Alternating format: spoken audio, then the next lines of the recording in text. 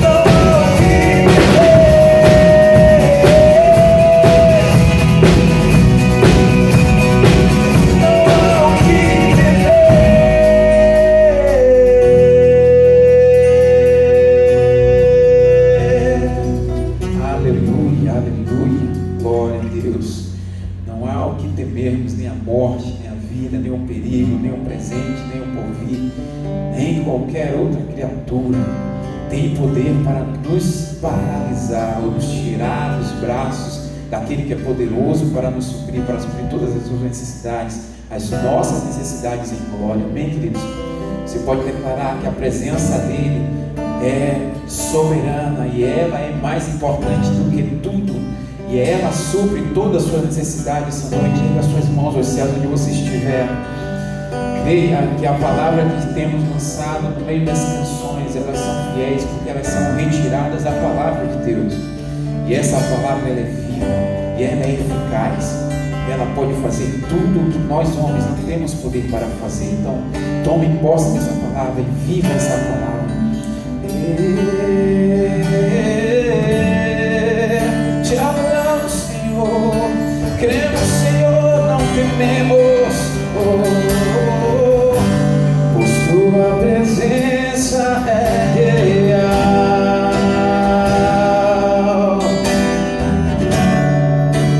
Aqui neste lugar, tua presença é real. Jesus, aqui neste lugar, juntos declaremos essa noite: tua presença é real.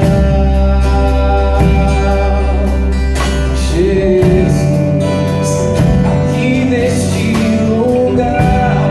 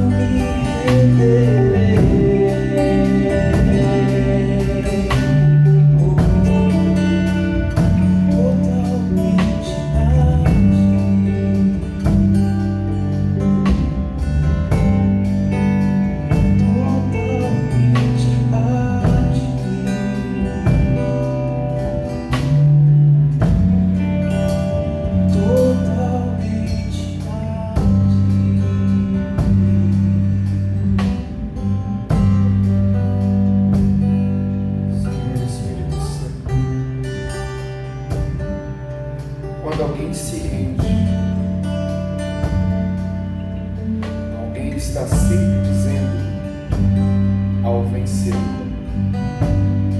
você venceu. E se entrega. Uma rendição, um reconhecimento de que alguém venceu, que o outro não vai mais lutar, não vai mais resistir, mas se entregar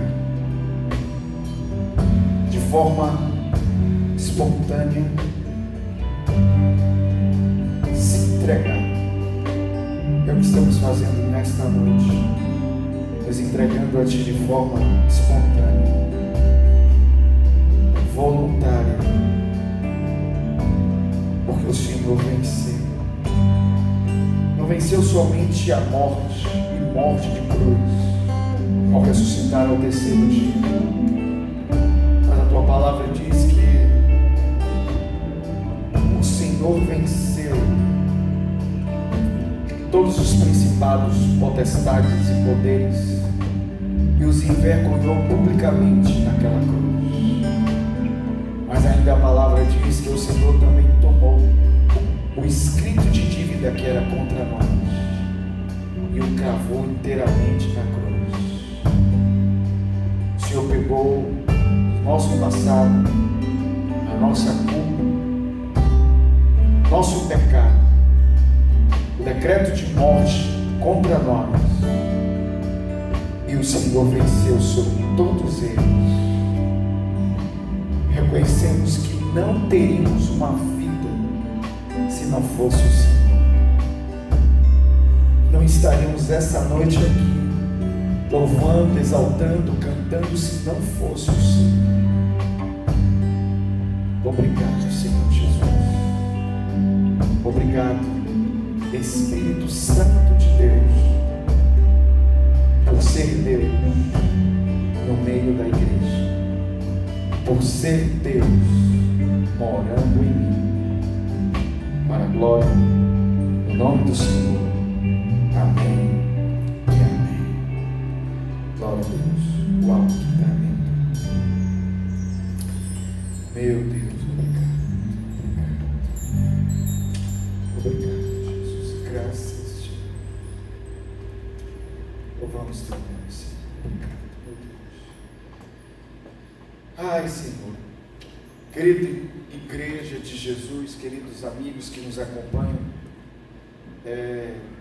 há momentos que nós não temos palavras, e esse é um deles. Uma presença tão poderosa do Senhor que nós não sentimos a vontade para abrir nossa boca e falarmos, porque a vontade que temos é nos calarmos e apenas aproveitarmos essa oportunidade de sofrermos este impacto da presença do Espírito Santo. Quero convidar você a ir comigo a um texto que estava meditando e senti uma confirmação em meu coração de compartilhar com vocês, que está no livro de 1 Reis, primeiro livro de Reis, capítulo 19. A partir do primeiro versículo, nós vamos ler alguns versos, nós vamos ler quase que o capítulo todo, então vou pedir que você me acompanhe. 1 Reis 19, a partir do primeiro versículo, diz assim: Acabe contou a Jezabel tudo o que Elias havia feito, incluindo o modo como havia matado todos os profetas de Baal. Por isso Jezabel enviou esta mensagem a Elias: que os deuses me castiguem severamente, se até amanhã nesta hora eu não fizer a você o que você fez aos profetas de Baal. Elias teve medo e fugiu para salvar a vida. Foi para Berseba, uma cidade em Judá, e ali deixou o seu servo. Depois foi sozinho para o deserto, caminhando o dia todo. Sentou-se debaixo de um pé de zimbro e orou, pedindo para morrer. Já basta, Senhor, disse ele, tira a minha vida, pois eu não sou melhor que os meus antepassados que já morreram. Então ele se deitou debaixo do pé de zimbro e dormiu. Enquanto dormia, um anjo tocou e disse: levante-se e coma. Elias olhou ao redor e viu perto da sua cabeça pão assado sobre pedras quentes e um jarro de água. Ele comeu, bebeu e deitou-se novamente.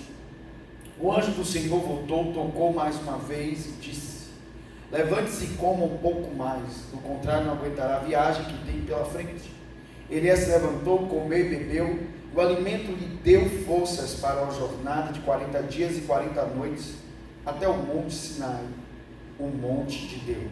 Ali encontrou uma caverna onde passou a noite.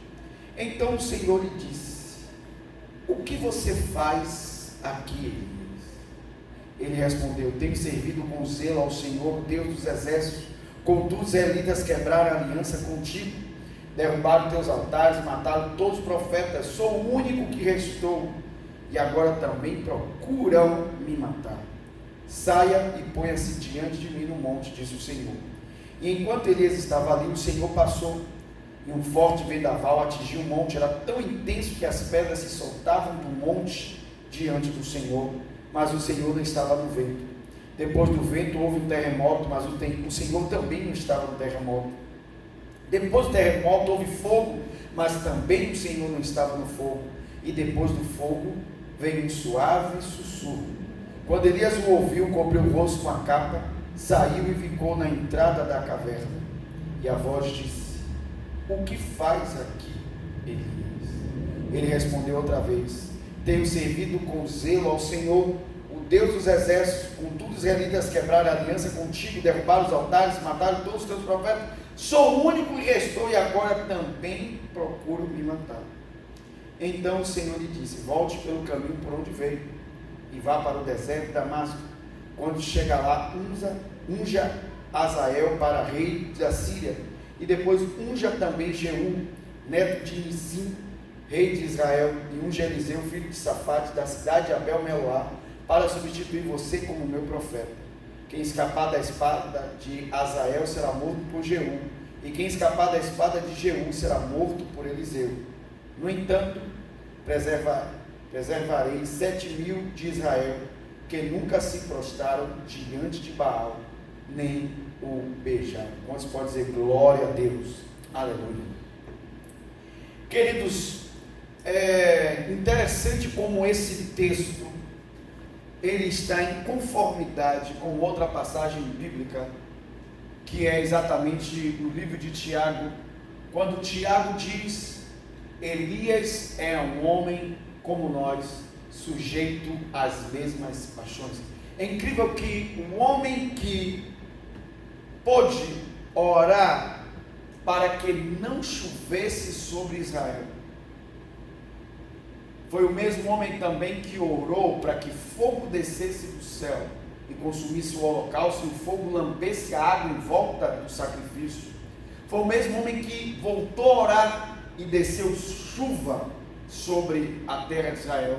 Esse mesmo homem, ele recebe uma carta, uma mensagem de Jezabel, porque lembre-se, Jezabel não estava no monte quando Elias envergonhou os profetas de Baal e eles foram mortos. Ela não estava lá, ela estava no palácio. Ela também não estava lá quando ele orou e a chuva rasgou os céus e caiu sobre a terra. Então, possivelmente, na mente de Jezabel, ele imaginou que tantos profetas que estavam ali haviam vencido Elias por estar em maioria, porque esse é o pensamento humano, acreditar que sempre a maioria vence. Uma outra ideia talvez na cabeça dela também seria que, já que Baal era o Deus da chuva e do trovão e da tempestade, então foi Baal que fez a chuva descer. Então, quando ela do palácio viu a chuva caindo, disse: uau, Baal venceu. Só que quando finalmente Acabe chegou em casa e contou para ela o que havia acontecido, na verdade, as suas expectativas e suas previsões não se cumpriram. O único profeta de Deus destruiu 400 profetas de Baal, mais 400 profetas de Astarote, 800 profetas no total, envergonhou todos eles. E não foi Baal que mandou a chuva, mas o Deus de Israel. Então, ela enviou uma mensagem para Elias.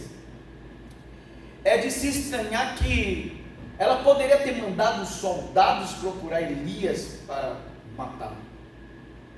Mas o grande detalhe é que, ao invés de ela mandar soldados, ela só manda uma mensagem. Só uma mensagem. Mas, de alguma forma, aquela mensagem mexeu com o profeta. E a Bíblia diz que ele temeu pela própria vida e fugiu. E aqui é o grande detalhe, porque quando Elias foge, ele foge exatamente para o deserto. E lá no deserto, debaixo de um zimbro, ele ora a Deus, que é uma coisa certa a fazer, mas o seu pedido é estranho, porque debaixo do zimbro ele ora pedindo a Deus que tire a sua vida. Então ele diz que para ele acabou, porque ele não era melhor do que os seus antepassados. Aqui é o grande detalhe desse início do texto, porque vemos aqui algumas proporções. A primeira delas é, número 1, que Elias teve medo. Então a primeira coisa que aconteceu com Elias não foi ele fugir de soldados, não foi ele fugir de um exército. Como eu disse, ela tinha autoridade. Na verdade, quem mandava em Israel era Jezabel. Acabe não passava de um bibelô de penteadeira, um pinguim de geladeira, ele era uma marionete. Quem dava as cartas era Jezabel. Então ela poderia ter mandado um soldado procurar Elias, ela poderia ter mandado um exército. Ou seja, Elias não estava fugindo de um inimigo físico, Elias estava fugindo do inimigo na sua cabeça, porque não havia nada ali, exceto a mensagem. Eu quero que você guarde isso. Não havia um soldado nem um exército. Elias não fugiu de um inimigo físico, Elias fugiu de um inimigo que só existia na sua cabeça. Mas é o que eu tenho ministrado para vocês. A fonte da nossa vida é a nossa mente, e o que flui da nossa mente, o rio que flui da nossa mente, são os nossos pensamentos, e o resultado da nossa vida é apenas efeito, só efeito daquilo que é nosso pensamento. O medo nada mais é do que o pensamento na mente de alguém. Vou repetir: o medo nada mais é do que um pensamento na mente de alguém. Quando alguém teme, ainda que o temor ele se manifesta nas emoções da pessoa e consecutivamente ele extrapola o campo da emoção e ele acaba criando manifestações físicas no corpo da pessoa, mas o medo é um pensamento. Elias ouviu a mensagem e agora havia um pensamento de medo em Elias. Ok, a segunda coisa que vemos aqui logo em sequência é que Elias se deprime. Quando Elias deita debaixo do zimbro e pede a Deus para tirar sua vida, pense comigo se não é contraditório, porque se ele estava com medo de morrer na mão de Jezabel, por que então ele pediu a Deus para matá-lo, se o medo dele era simplesmente da morte? Então significa que Elias estava com medo de Jezabel, e agora estava deprimido, e ele vai para o deserto, fica sozinho. Detalhe, a Bíblia diz que ele deixa o moço dele, ele fica só, ele deita debaixo do zimbro e faz uma oração pedindo a Deus para tirar a sua vida. Então o medo foi o primeiro sintoma, e o outro foi, ele ficou deprimido, ele pediu para morrer. Então significa que Elias estava ali agora em uma espiral emocional, de emoções. O pensamento de medo gerou agora nele uma como é que eu poderia dizer, um humor abatido, depressivo. Ele estava tão triste que pediu a Deus a morte. É como se na verdade ele estivesse dizendo, e é o que a maioria das pessoas quando fazem isso dizem: eu quero morrer. Na verdade está dizendo: eu quero que essa situação acabe. Essa é a ideia, na verdade. Quando as pessoas pedem a morte, na verdade, como eu disse, parece ser contraditório, porque a pessoa na verdade às vezes está fugindo da morte, ela não quer morrer. O que ela está na verdade dizendo é que ela quer que aquilo acabe, que aquilo termine. É uma desistência, na verdade. O que estava acontecendo é que a depressão, ou estar deprimido Elias, estava fazendo ele desistir. Então veja como o medo é paralisante, que tudo começa com um pensamento. Ele não estava fugindo de alguém físico, mas de uma ideia na cabeça dele, uma mensagem que ele recebeu. Mas olha o homem que estava agindo, movendo-se, destruindo profetas de Baal de Astarote, fazendo fogo descer, fazendo chuva descer. Agora libera seu moço, vai para o deserto e está paralisado debaixo de um zimbro, desistido, e tudo a partir de um pensamento. Veja como o medo é um ladrão. Ele nos rouba a ação. O medo nos rouba a ação. O medo nos rouba a capacidade de movimento, de entrarmos em atividade, em realizarmos as coisas. O medo sempre será paralisante. Essa é a característica do medo.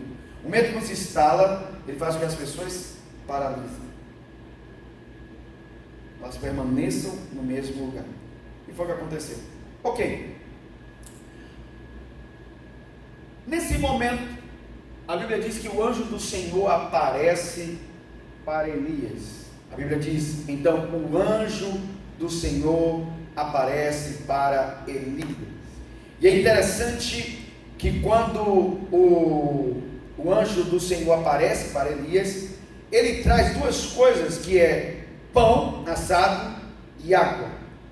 Vou repetir, ele traz pão assado e água.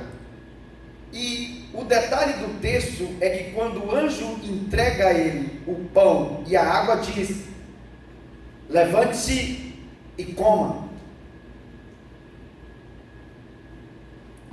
Aqui a gente percebe o terceiro aspecto, porque depois que Elias acaba de comer o pão e beber a água, ele dorme. A Bíblia não diz por quanto tempo ele dormiu, mas ele dorme tempo suficiente para que o anjo volte a procurá-lo. Então significa que, preste bem atenção, Elias estava debaixo também de uma exaustão física e emocional. E esses são os momentos mais perigosos da nossa vida. Escute, aquela mensagem de Jezabel surtiu mais efeito do que ela enviar um soldado ou um exército, porque aquela mensagem, ela penetrou no mais profundo da mente de Elias, e se tornou um pensamento fixo dentro dele de medo. Mas escute, por que aquele pensamento, ou aquela mensagem que produziu medo, conseguiu acessar lugares mais profundos da mente de Elias? Porque Elias baixou suas defesas, porque estava cansado, fisicamente e emocionalmente. Depois de toda aquela guerra no monte, Elias estava extremamente cansado, e foi no momento de cansaço que o dardo veio. Você precisa entender isso.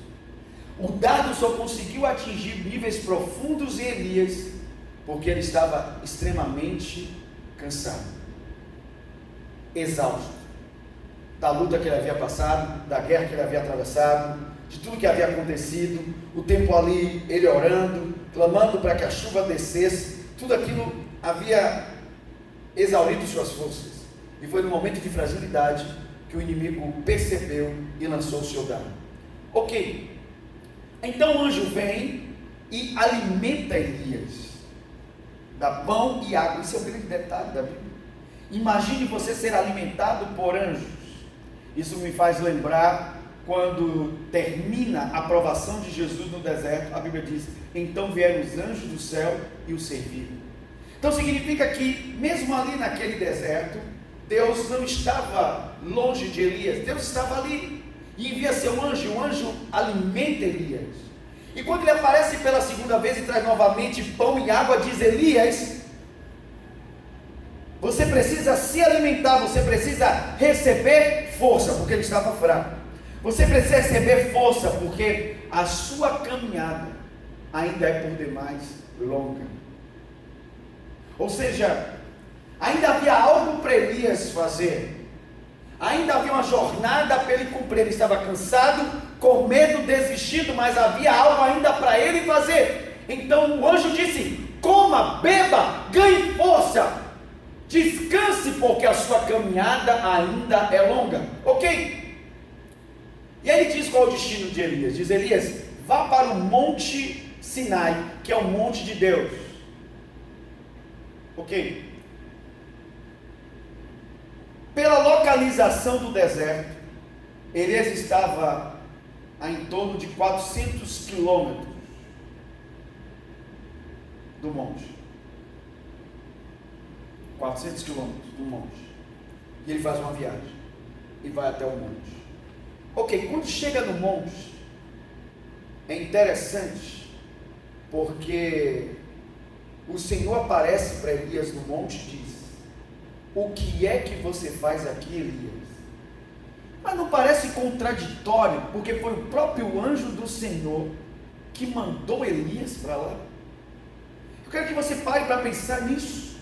Parece contraditório, porque foi o anjo do Senhor que disse: Elias, vá para o monte de Deus. E agora que Elias está lá, quando finalmente ele chega, o anjo pergunta, Deus pergunta: o que é que você faz aqui, Elias? Ele respondeu: tenho servido com zelo ao Senhor, o Deus dos exércitos. Contra os israelitas quebraram a aliança contigo, derrubaram teus altares, mataram os teus profetas. Eu sou o único que estou, e agora também estão procurando me matar.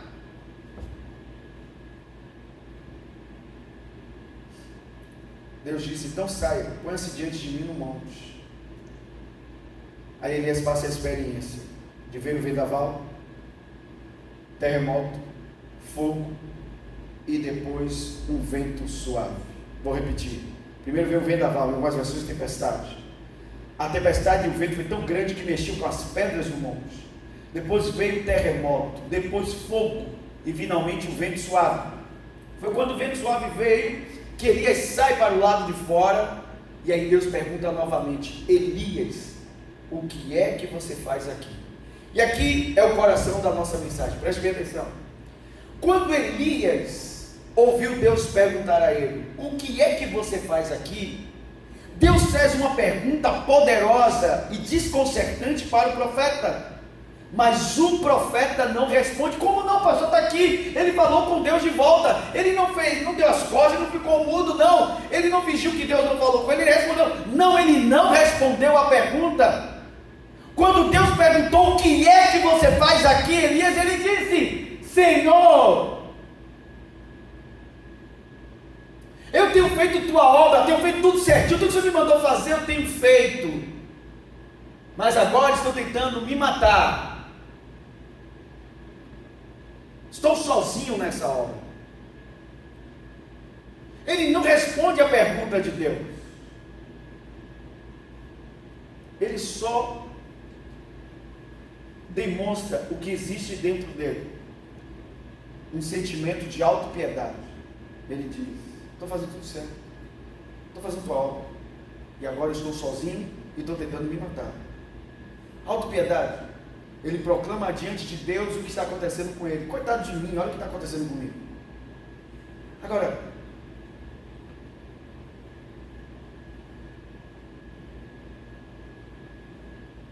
Deus pergunta então pela segunda vez: o que é que você está fazendo aqui, Elias?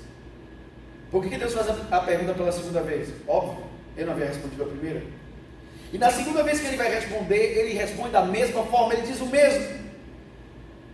E ele ainda diz para Deus: eu fiquei sozinho, eu estou fazendo a tua obra sozinho, sou o único que restou e agora também procuram me matar. Ok, Elias faz aqui, para mim e para você, um desenho claro do que acontece com a vida de alguém que no momento de exaustão, no momento de cansaço físico e emocional, abre espaços. Elias, depois de uma guerra, depois de uma batalha, depois de uma luta, depois de uma grande vitória, você tem que pensar tudo isso na sua vida. Depois de uma batalha, depois de uma conquista, depois de uma guerra, depois de uma vitória, depois de um empreendimento, depois de uma realização, quando ele estava cansado fisicamente, emocionalmente, ele havia se entregue para realizar aquilo, ele recebe um dardo. Não havia um inimigo físico, não havia um exército, não havia um soldado, mas havia uma ideia fixa em sua mente, e ela tomou os lugares mais profundos do seu interior. Era uma ideia fixa a ponto de deprimir Elias. Um homem de movimento agora estava parado debaixo de um zimbro, pedindo a morte, de medo à depressão. Deus então o alimenta e diz: a jornada ainda não acabou. E no monte de Deus, Deus pergunta: o que é que você está fazendo aqui, Elias? E aqui a gente vê 3 coisas que eu e você precisamos aprender. Aqui está o coração da mensagem, o desenho que se faz diante de nós. O que acontece quando eu e você permitimos certos tipos de pensamento em nossa cabeça? Quando permitimos que as emoções falem mais alto do que a nossa fé? O que acontece quando estamos emocionalmente comprometidos? Nós distorcemos a realidade. Primeira distorção da realidade é que Elias disse assim: estão procurando me matar. Isso não é a verdade. Como não, pastor? Pelo amor de Deus, o que o senhor está fazendo, pastor?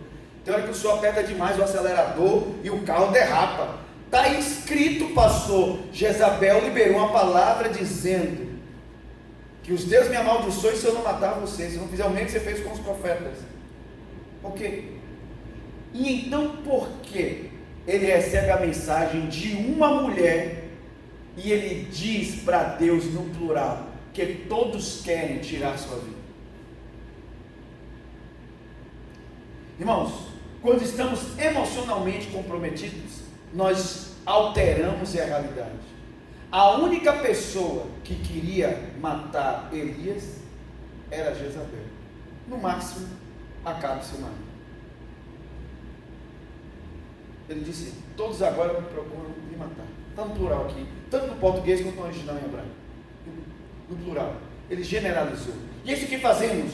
O que as pessoas, quando estão emocionalmente comprometidas, dizem? Elas dizem assim: ninguém gosta de mim, ninguém gosta de você.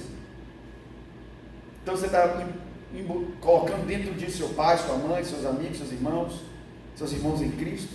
As pessoas dizem: ninguém gosta de mim, nada na minha vida dá certo.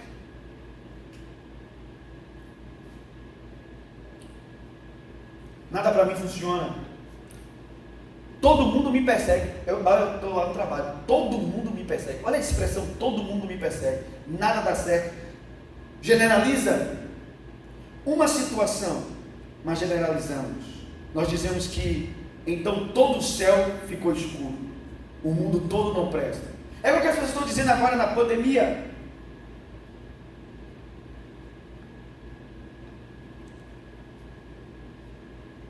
Todos devem se paralisar.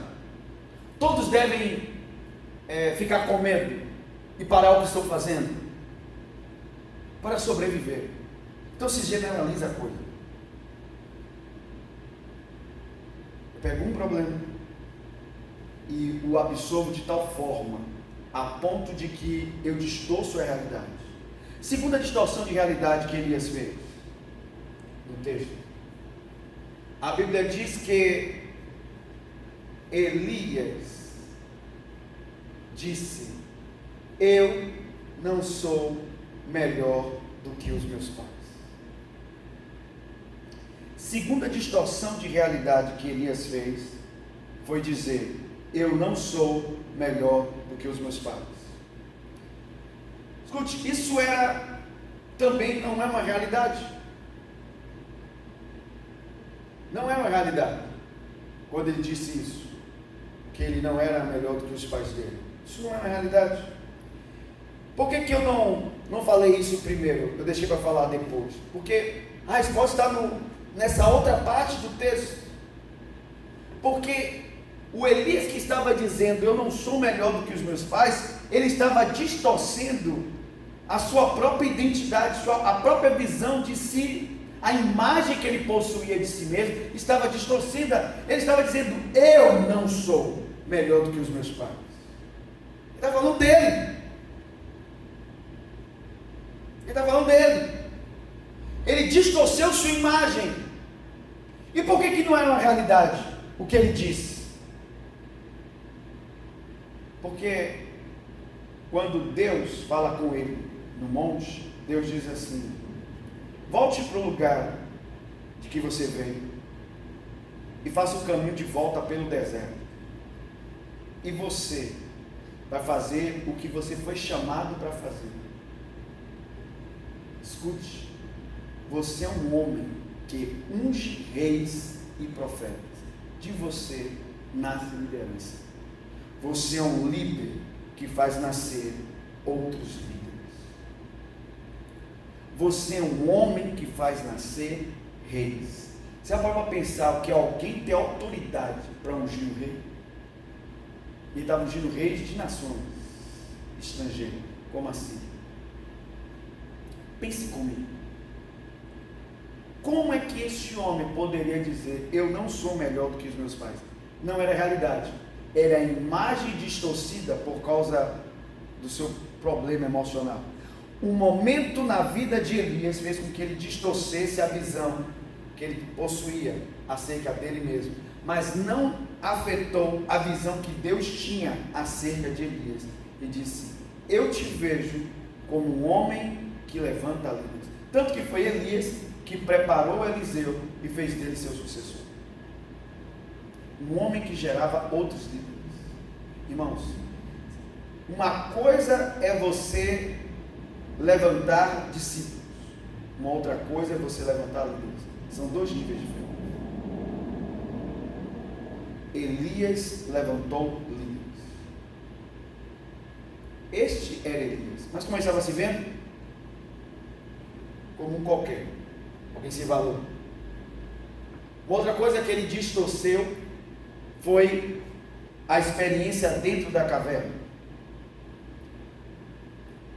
Elias estava acostumado com movimentos, como é que eu poderia dizer, de teofania. Teofania é uma expressão que significa ações de Deus ou manifestações de Deus. A vida de Elias estava acostumada com teofanias, o Deus que se manifesta através do fogo, o Deus que se manifesta através da chuva.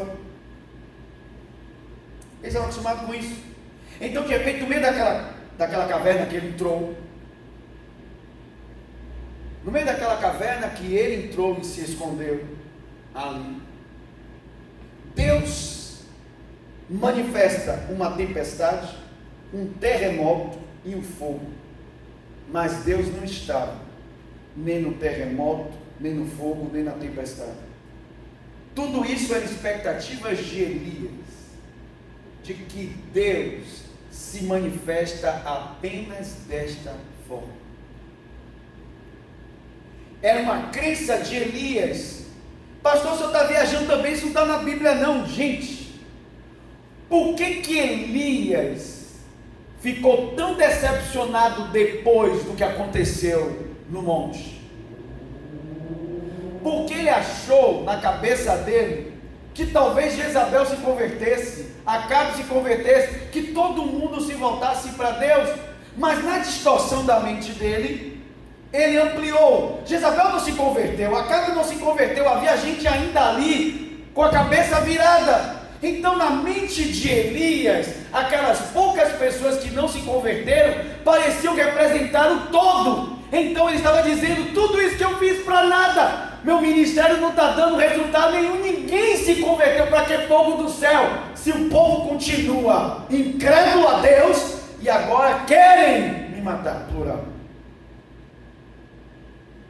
Elias achou que não havia surtido efeito o que ele estava fazendo. É o que acontece, a gente desanima quando a gente acredita que o nosso esforço não está dando resultado. Estamos dando murro em ponta de faca. Quando estamos acreditando que o nosso ministério, a obra que estamos fazendo, não está valendo de nada, que não está vindo mudança, ninguém está sendo transformado. Então para que eu estou fazendo? Então aquilo gera uma exaustão, um cansaço. Foi o que aconteceu com ele. Mas era distorção. Então ele acreditava que Deus estava ali na manifestação, no fogo, no terremoto, na chuva. Só que a Bíblia diz: Deus não estava em nenhuma dessas coisas.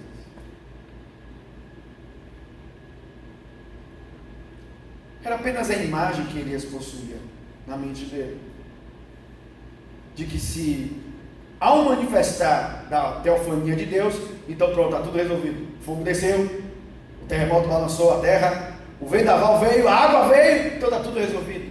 Irmãos, escute, leia na Bíblia e você vai perceber que as manifestações, na maioria das vezes, de fogo, de chuva, de terremoto, normalmente vêm para trazer juízo.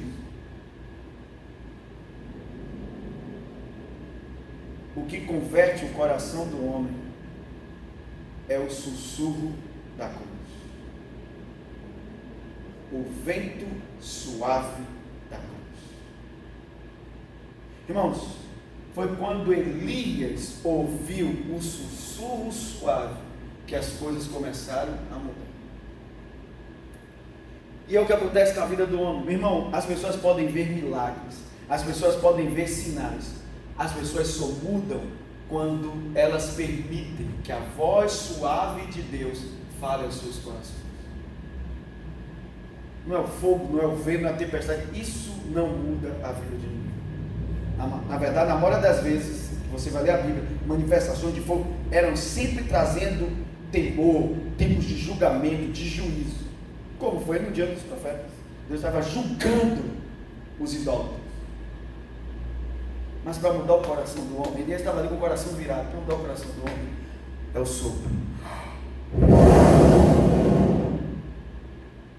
A voz dele entrando, o falar dele. É por isso que precisamos sair de cavernas, porque a caverna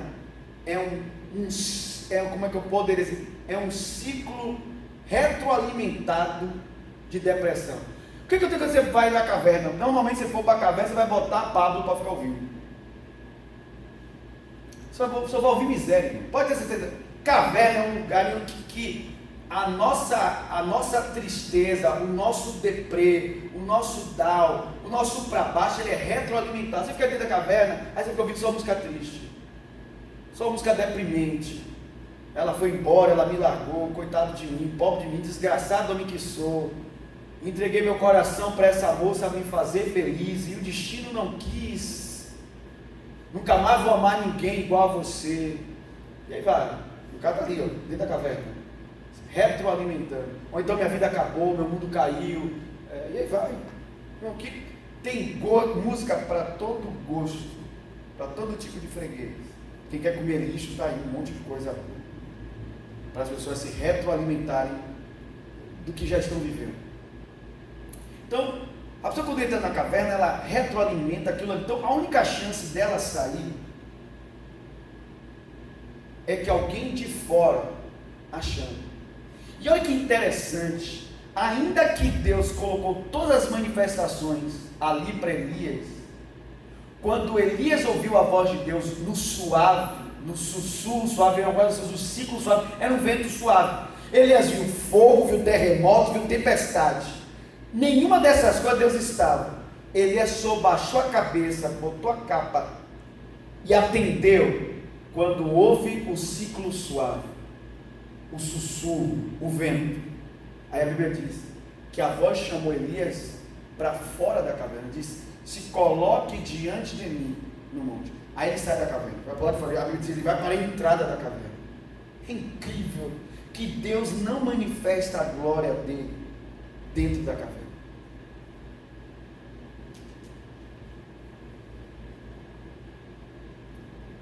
Aí agora você entende. A pergunta de Deus para Elias é: por que você está aqui? Se esse não é o lugar que eu tenho para você. Eu quero que você abra sua mente, escute o que eu vou te dizer. Elias estava se gabando de fazer a vontade de Deus. E não é que ele estava errado, no sentido de que ele não estava, ele estava. Mas ele, quando Deus perguntou onde você está, ali entra, como a pessoa entra nesse estado de comiseração, de autopiedade, Então entra o orgulho humano. Você está tentando se defender diante de Deus, tentando argumentar. Então o que Elias disse? Ele disse: Senhor, tem gente aí que você querendo fazer a sua vontade, tem gente aí querendo viver o pecado de Deus, tem gente aí querendo viver, mas eu te sirvo. Tem gente aí que vive uma vida, Senhor, que nem sabe que o Senhor existe, mas eu te sirvo. Então ele estava ali vivendo o orgulho dele, de se justificar. Mas em outras palavras, Deus estava dizendo: se você me serve, se você me obedece, então o que você está fazendo aqui, se não fui eu que te chamei para aqui? Não fui eu que te pus numa caverna. Se você me obedece, se a minha voz que é importante, se eu sou o centro da sua vida, por que você está num lugar que não fui eu que te pus? Irmãos, por favor, Deus não é louco. Quando o anjo disse: vá ao monte, era para Deus falar com ele. Deus não pôs Elias dentro da caverna, foi Elias que foi para lá. Deus está dizendo: não te chamei para aqui. Eu não tenho um chamado para você dentro da caverna. Irmãos, Deus é diferente do homem. Deus não muda de ideia. Deus, quando chamou Elias, sabia o início, o meio e fim. Como eu já preguei aqui para vocês no domingo, Deus coloca dentro de nós a semente de destino, a semente de futuro. Ele já sabia tudo o que ele queria para a vida de Elias. E Elias estava interrompendo, dando um break, uma pausa. Ele parou debaixo de um zimbro, parou debaixo de uma caverna, por causa de um pensamento: medo. E Deus perguntou a ele: o que você está fazendo aqui? Por 2 vezes. Elias não respondeu a pergunta de Deus. Se você está fazendo a minha obra, se você está me servindo, então o que você está fazendo aqui? Hora nenhuma eu me lembro de ter dado a ordem lá, quando terminou tudo, quando você concluiu a tempestade. Eu não me lembro de lhe mandar fugir e se esconder na caverna. Você não está obedecendo a minha voz, você está obedecendo a voz do medo que se instalou dentro de você. E aí tem que ter cuidado. Às vezes seguimos os pensamentos que povoam a nossa mente e acreditamos que isso é o nosso destino. Vou repetir. Às vezes seguimos os pensamentos que povoam a nossa mente e no final da vida acreditamos que aquilo ali era o nosso destino. Não era. Você seguiu um pensamento que foi instalado em sua cabeça. Você apenas passou sua vida toda só seguindo. Você nunca questionou de onde vinha aquele pensamento. Como Elias não tinha questionado o que tinha levado ele para debaixo do zimbro e para dentro da caverna. Pelo contrário, ele achou que estava fazendo certo, porque tinha motivo para ele continuar o ministério. Na mente dele ele tinha fracassado. Olha a leitura dele. Ninguém mudou, ninguém se converteu. O povo está querendo me matar. Não era o povo, era Jezabel que queria matar. Uma mulher, ele disse: todos querem me matar. Ok, aí Deus diz então a Elias: Elias, volte e vá fazer o que eu mandei você fazer. E aí Deus, ao invés de tirar a responsabilidade de Elias, Deus acrescenta mais e diz: vai ungir o rei de sua nação, o rei de uma nação estrangeira, e vai estabelecer um sucessor para a sua vida. Ao invés de Deus tirar obrigações e tarefas de Elias, ele acrescenta. Porque a Bíblia diz que aquele que é dado ainda mais será crescido, mas aquele que, por alguma razão, aquilo que é dado, ele não dá resposta, será tirado e dado ao outro que tem mais. É o acréscimo. Ele já tinha obrigações, já tinha tarefas. Deus deu mais a ele. Sabe por quê?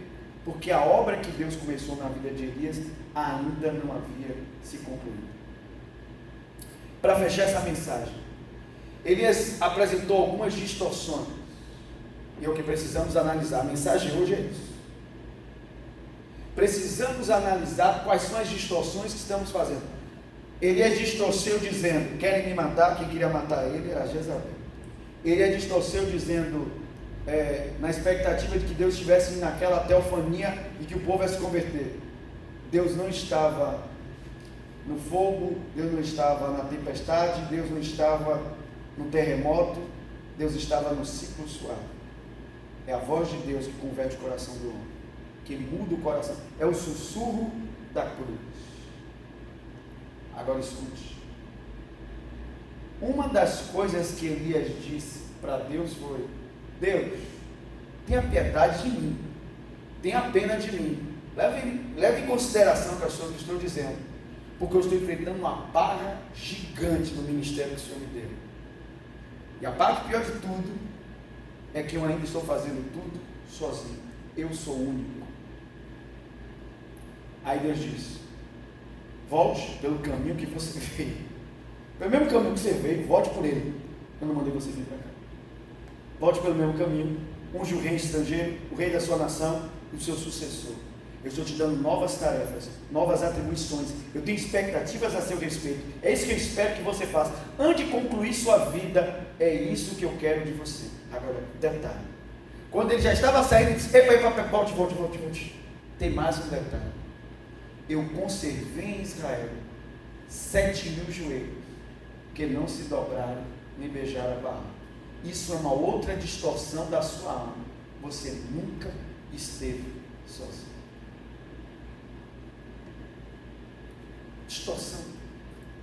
Distorção. Ninguém me ajuda. Coitado de mim, pobre de mim, não estou ajudando ninguém me ama, ninguém me quer. Tudo distorção. De onde vêm as distorções? Do filtro que você tem por causa do pensamento que povoa a sua mente. O mundo não é o que é. O mundo é o que você lê por meio dos seus filtros emocionais. Se você estiver feliz, o mundo vai ser azul, colorido, como você quer. Se você estiver triste, o mundo vai ser cinzento e tenebrecido. Se você estiver bem, parece que todo mundo gosta de você. No dia que você estiver mal, parece que as pessoas te odeiam. Está tudo dentro de você. Você não lê o mundo como ele é. Você lê o mundo como você é. O mundo é o espelho da sua alma. O mundo é o espelho da sua alma. Nunca esqueça isso. A própria Bíblia diz: todas as coisas são santas e puras para os que são santos e puros. O mundo é o que você é. Se você é pobre aqui dentro, você só vai ver pobreza do lado de fora, só vai ver miséria, só vai ver desgraça, só vai ver doença, só vai ver o mal. Se você é rico aqui dentro, se você é próspero aqui dentro, então você vai ver o mundo por um outro prisma. É aquela ideia velha que a gente sempre fala, né? Você coloca um copo de água pela metade,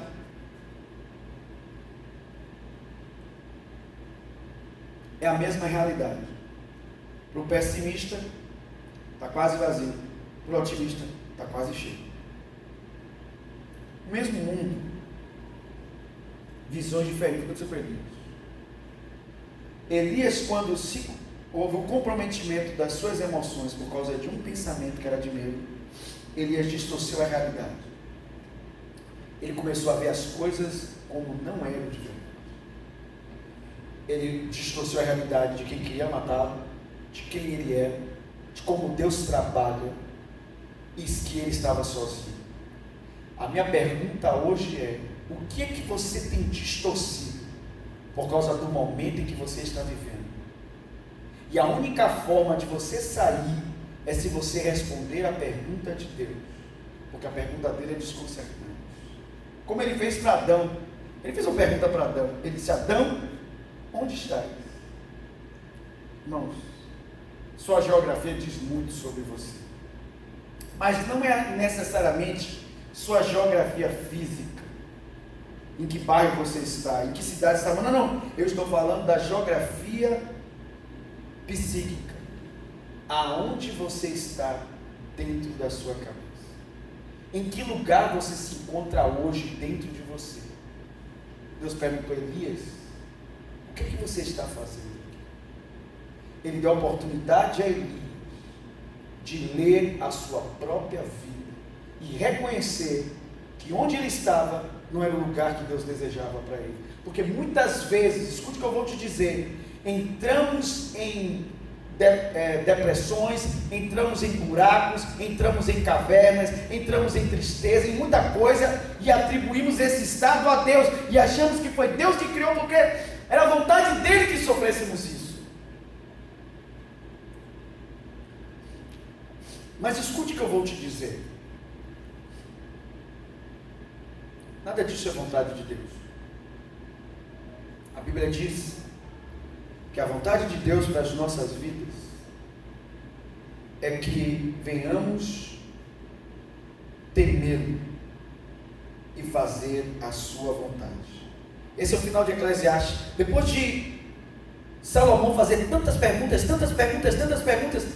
e quanto mais ele fazia pergunta, mais parecia que todas as coisas eram vazias. Porque isso é o que significa a palavra vaidade. A palavra vaidade na original é vacuidade, é vácuo, é vazio. Quanto mais perguntas ele fazia, mas as respostas pareciam que tudo era vazio, até que finalmente, no último capítulo de Eclesiastes, ele diz: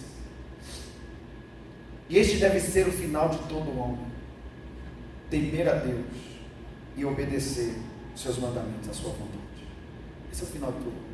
Irmãos, é o que Deus deseja. Você precisa descobrir o que Deus quer para a sua vida e fazer a sua vontade. Aonde você precisa estar aqui na sua mente? Você precisa estar no centro da vontade de Deus. Descobrir aonde é este lugar e estar nele. Estar nele. Pare de criar distorções sobre a realidade de sua volta, sobre realidade, sobre se você é azarado, sobre se você veio com uma marca negativa na vida, se você veio faltando algum pedaço, como se você veio cuspido pelo azar, como se as pessoas não te amam, não gostam de você, como se você faltasse atributos, faltasse inteligência, e tudo isso é distorção da realidade. E você está distorcendo por causa do momento emocional que você está vivendo.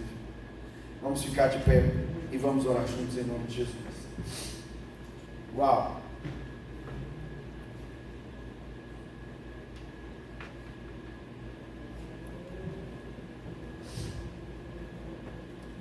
Quero colocar na ponta do chantilly a cereja. Cereja aqui, na ponta do chantilly. Qual é, pastor? Perceba que as distorções de Elias eram a partir do filtro que ele possuía. Distorceu tudo, saiu distorcendo tudo. E aí Deus, como diz aqui na Bahia, não comeu nada daquilo. Essa é a gente usa aqui na Bahia, não comeu nada. E realmente você olha, nenhuma hora Deus concorda com Elias, pelo contrário, ele sai destruindo tudo. Elias disse: não sou melhor do que meus pais. Ele disse: você é um homem que unge reis.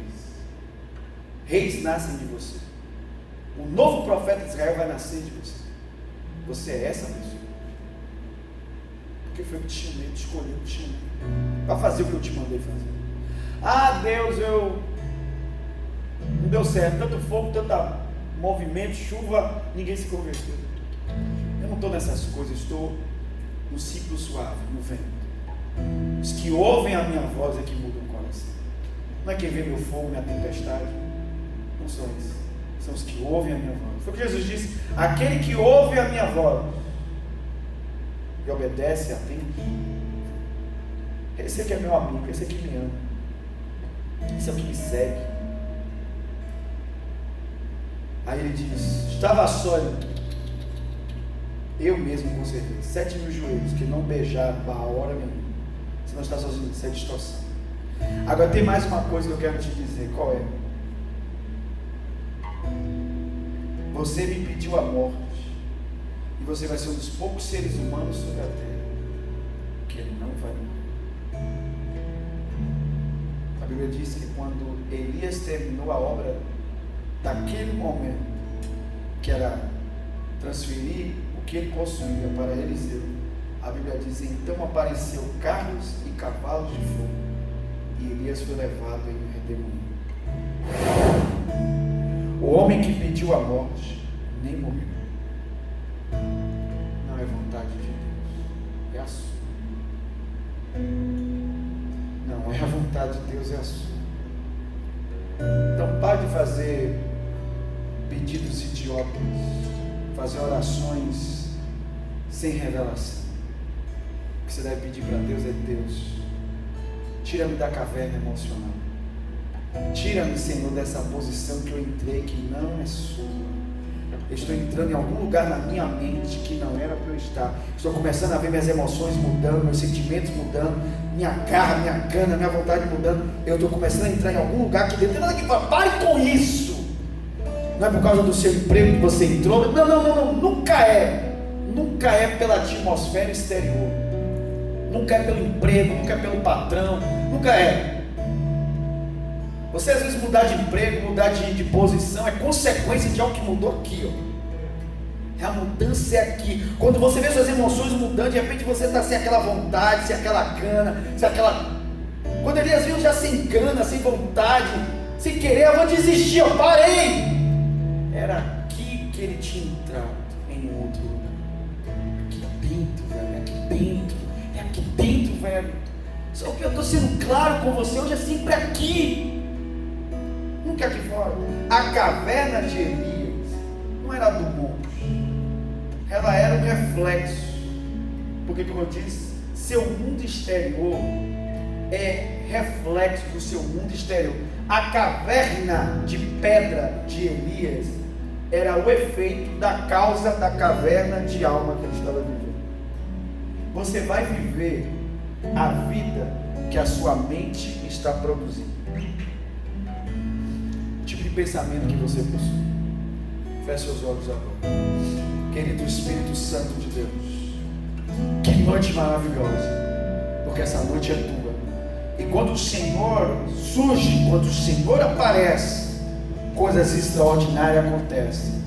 E como Elias, o Senhor não precisa aparecer no fogo, nem aparecer na tempestade, nem no terremoto. Às vezes o Senhor surge assim como está surgindo essa noite, em um ciclo suave, em um vento suave, em um sussurro, mas o Senhor está falando ao nosso coração. Remove a nossa vida, um homem, uma mulher esta noite, precisando sair desta caverna. Meu Deus, hoje eu oro para que ele saia em nome de Jesus, para que ela saia, que ouça o teu sussurro, a tua voz, porque o Senhor não grita dentro da caverna. O Senhor está do lado de fora chamando: vem para o lado de fora. Não é a minha vontade para a sua vida, não é o que eu quero para você. O Senhor ainda tinha tarefas para ele, o Senhor ainda tinha algo para ele realizar, ainda não era o fim. E hoje o Senhor está dizendo: não é o fim da sua vida, não é o fim do meu propósito para você. Ainda há algo que eu quero realizar em você e através de você. Então hoje, Senhor, oro para que essas distorções da realidade, que às vezes falamos e nem percebemos, o tempo todo estamos dizendo que a vida é ruim. Meu Deus, a vida é ruim.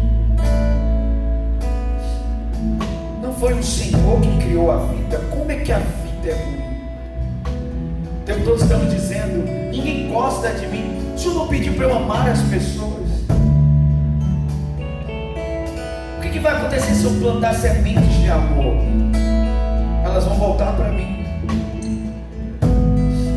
Senhor, distorções de que eu sou azarado, de que a vida não sorri para mim, tantas coisas, minha emoção, por causa daquilo que eu deixei entrar na minha mente, um dardo inflamado do maligno, um engano, uma mentira de Satanás que entrou na minha mente em um momento de distração, um momento de cansaço, de exaustão.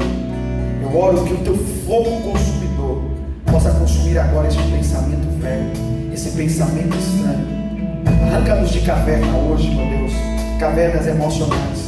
Se há hoje pessoas com medo, se há hoje pessoas deprimidas, tristes, se há hoje pessoas que vivem o tempo todo chorando, na cama, chorando, sem, meu Deus, alegria, sem esperança. Hoje eu oro, remova-os desse estado, põe a tua vontade para as suas vidas. Hoje eu oro, meu Deus, estão ouvindo essa mensagem está chegando a elas agora. Os que mais precisam estão ouvindo agora essa mensagem, os que estão em cavernas emocionais. Hoje eu oro para que sejam transformados pelo teu poder, para a glória do nome de Jesus. Que assim seja. Que a tua voz os chame para perto de ti, realizar uma obra maravilhosa, que sejam transformados em novas pessoas e possam viver por ti, para ti e para cumprir teu propósito. Abençoa tua igreja, abençoa cada homem, cada mulher, cada jovem, cada criança com essa palavra, em teu nome, Jesus. Amém e amém. Graças a Deus. Quantos podem dizer aleluia? Quando o Senhor abençoasse essa noite, eu recebi de Deus, recebi esta palavra. Glória a Deus. Eu quero sempre estimular você a enviar seu testemunho. Mande sua mensagem de testemunho que Deus tem feito através da palavra. Envie o seu testemunho. Você pode entrar aí no chat, escreva, fala o que Deus tem feito, o que Deus tem ministrado à sua vida. Vai aparecer um QR Code aí na tela do seu celular. Você pode, através desse QR Code, ser conduzido a uma página segura. Você pode entregar seu dízimo, sua oferta, seus votos. Faça isso aí dessa noite. Plante uma semente de fé, uma semente generosa no altar de Deus. Seja generoso com a casa onde você tem recebido, se alimentado. Vamos entregar o nosso melhor para Deus. Seja fiel ao Senhor. Reconheça a palavra de Deus diz: reconheça o Senhor em todos os seus caminhos, e Ele vai endireitar as suas veredas. A Bíblia diz que nós devemos honrar ao Senhor com as primícias da nossa renda. Então todos os nossos celeiros serão abastecidos e cheios. Que Deus abençoe a sua vida, que a graça poderosa do Senhor esteja sobre você, sobre a sua casa, sobre toda a sua família. Voltamos a nos ver domingo, no culto das 8, no culto das 10. Estejam presentes na casa do Senhor. Beijo no coração e que a graça esteja com você.